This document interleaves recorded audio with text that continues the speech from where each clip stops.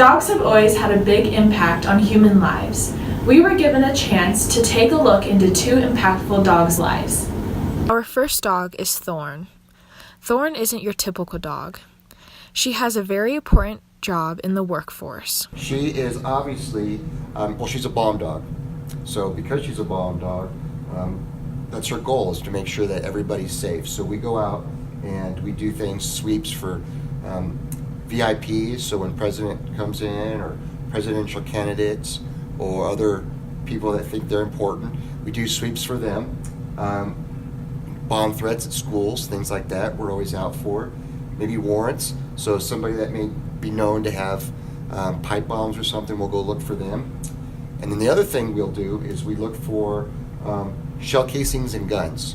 So if any of those things are used in a crime, we'll go out and look for those. And you can understand, if there was a gun out there, we don't want some little one coming along and finding it and playing with it. So she does all that stuff. So she makes an impact in my life because obviously I'm attached to her, right? So she's got to be good to her job to find bombs. It's what I love doing, so we're together all the time, so we got to be very close. And besides my family, who's also very close with her, she's very important to society.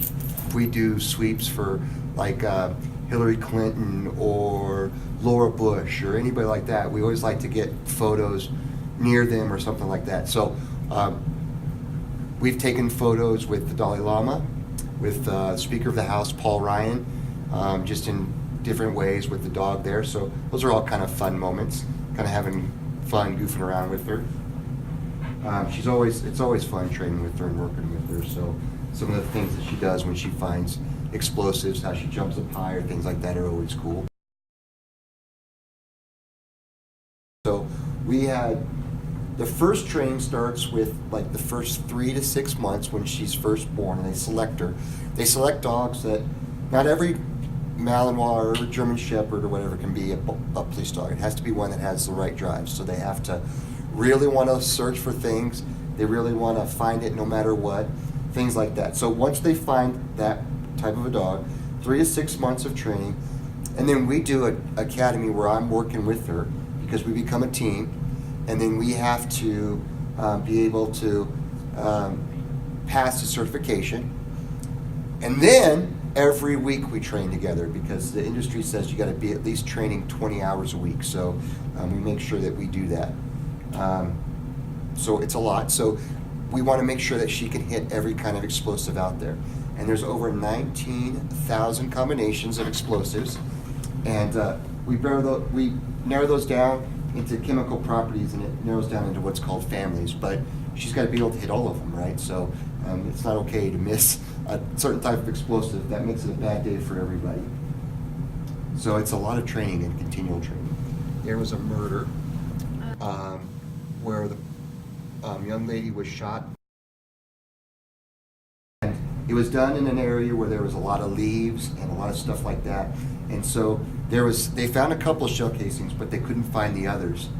And Thorn went in and we found one, and she kept alerting in a couple of areas, and the crime lab people came out and they were digging up a lot. They were going through the leaves and they were digging up rocks and all that kind of stuff, and they couldn't find it. So we're like, what's that about? So then we did it again. So 2 times out of the 3 times she alerted, we could not find the shell casing. But we found the one real easy. So we're like, what's that about? So I put her up, and then we came back and we sifted it, which is where we take everything. We take all the leaves, all the rocks, everything, and we sift it. And during that, I'm trying to tell a story for her. We actually found the shell casing. So it took us actually digging there and sifting through it. So she was right. So it was pretty cool how she was able to do that in that area. And we found 3 shell casings for the murders. Our second dog is Gus. Gus has